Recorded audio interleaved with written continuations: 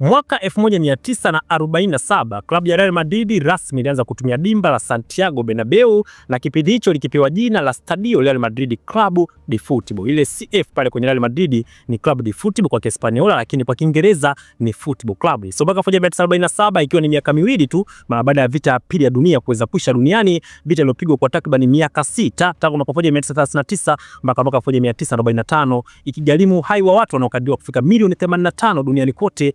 Kati yao zaidi ya milioni 20 walikuwa na wanajeshi na milioni 55 walikuwa ni raia tu wa kawaida. So vita pia dunia ilipokwisha miaka miwili baadaye, Real Madrid alianza kutumia dimba la Santiago Bernabeu. Lakini hapa nitakumbusha kwamba Real Madrid iliundwa rasmi mapema tu mwaka 1902, ikiwa ni miaka mitatu mara baada ya klabu ya FC Barcelona kuundwa mwaka 1899. So imedumu sana pale nchini Hispania, kibabe kweli kweli. So alikabidhiwa dimba la Stadio Real Madrid Club de Football 1977, lakini miaka 7 tu baadaye dimba likabadilishwa jina na kuitwa Santiago Bernabeu. Hiyo ilikuwa ni mwaka 1955. So imeshapita miaka 70 mpaka sasa dimba la Santiago Bernabeu limebadilishwa jina tena na kupelekwa kwenye Bernabeu Stadium. Ile Santiago imeondolewa na wamesema kabisa kwa logo itatoka ambayo itakuwa haihusishi tena Santiago. So Bernabeu Stadium kwa sasa ndilo jina la miongoni mwa viwanja vizuri pale nchini Hispania, japo kwa ukubwa bado kiwanja cha FC Barcelona dimba lao kuwa na watu wengi zaidi. So klabu ya Real Madrid ni miongoni mwa klabu zenye historia kubwa kabisa. Wewe kama shabiki wa Los Blancos unaonaje hii Santiago Bernabeu kwenda Bernabeu Stadium, jina ambalo limebadilishwa kwa maslahi zaidi ya kibiashara,